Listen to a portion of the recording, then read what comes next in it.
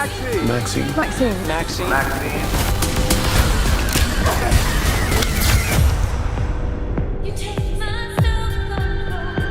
MaXXXine, the third film in the X trilogy. Mia Goth coming back once again as MaXXXine, and this time she's experienced a lot, and I love that she keeps rolling with those punches from the get-go in this movie and kicks major ass throughout this whole film. Yeah, I think in this film she really solidifies her as a scream queen because of the X movie. And while she does have those things that kind of haunt her, she kind of like uses that to propel her in this story. She's got the scars inside and out, and I love that they incorporate that into the story. Horror films and slashers is a big part of the motif of this movie. The first film was, pornography when it came to the background of why they were all assembling in the first place. This one, it's horror films. It's B-movie Horror thriller. looking up into, the echelon of fame in Hollywood. But Hollywood in this movie, it's got that 80s gritty, grimy, sleazy feel to it. At the same time, so much love for filming locations.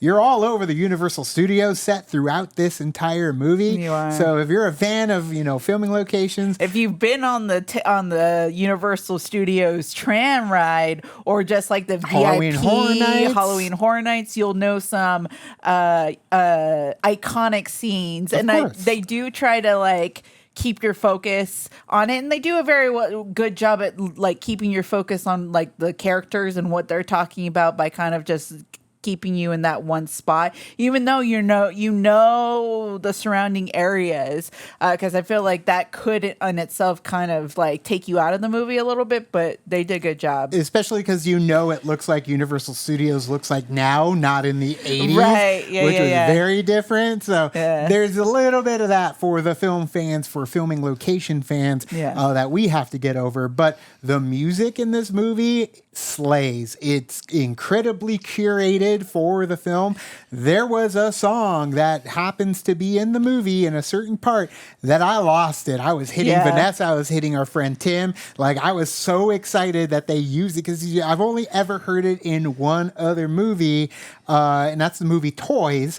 But I love the song. So when they utilized it in this movie, as well as all the other needle drops, perfectly placed in this type of movie. Yeah, I will say that it does get somewhat silly in terms of like being over exaggeration of certain characters in a way. Kills characters, Reveals, and all that stuff. But I think it was silly in a good way. Like it really Campy. played up to kind of feel like they wanted to go meta-ish with it. Very. In the story, which served the story well. No, and then towards like the end and stuff, and so yeah, I mean it worked there because sometimes when you get kind of silly, it can take you out of the movie. You're like, okay, well now you're just getting too silly. Like you were great that first half of the movie, and now you're just kind of being too silly, and it's taking me out of this movie. I want like a solid finish, and I think that Ty West did have a really good solid finish for this movie. Things do get exaggerated. The actors, the crew that's in this movie, Kevin Bacon is Solid amazing. cast, yeah. Giancarlo Esposito, like Yeah, everybody. Giancarlo Elizabeth Esposito. Debicki, like everybody in this movie slays with their acting abilities and their characters. But it's Mia Goth. It's Mia Goth. But she steals the show. If you saw Pearl, any of her movies, you could see what she's capable of. But Pearl was like, that is probably the home run just for her acting in the trilogy. This movie, in my opinion, is my favorite movie overall out of the three movies of the Same trilogy. here. Yeah. It was just fun. It was right up my alley. It definitely, was a great finish to a trilogy that we've already gotten to witness with this actress playing multiple characters in this world of debauchery and sex and fame. And they killed it with this one. So much so to the point where it's like, I would go see this movie again in theaters.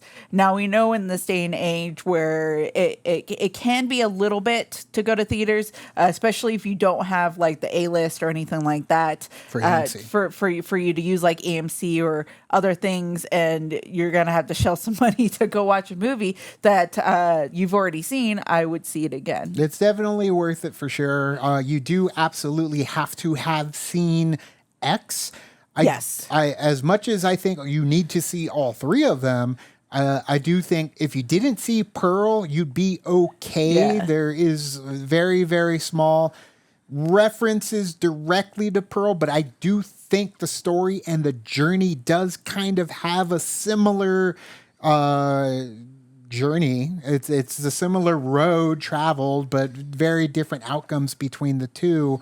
Yeah. But so I feel like watching Pearl would definitely add some flavor to it, but Not necessary. X is a must before you watch this movie. Right. X is a must before you watch MaXXXine. Pearl is optional, although I feel like you should watch it anyways. Yeah. Definitely. But yeah, there was nothing after the post. There is nothing after the credits, just to make sure I don't we know. stayed. I had to go to the bathroom. Oh, you did? Yeah. I stayed all the way through the end, and there is nothing after the credits. Okay. Just so in case you don't want to go or wait. I just listened to the music the whole time. And yeah, it's definitely one I can't wait to revisit. But MaXXXine, are you going to see it? Which was your favorite, X or Pearl? Let us know in the comments below. You can also like and subscribe. And do the thing on our Facebook, Twitter, Tumblr, Instagram, Discord. All the social networking gin joints, you know where they are. Kick into the party fuel, the party keep the party going on our Patreon. Thank you so much, and as always, Now it's time to say goodbye. this party is over. Bye. Bye.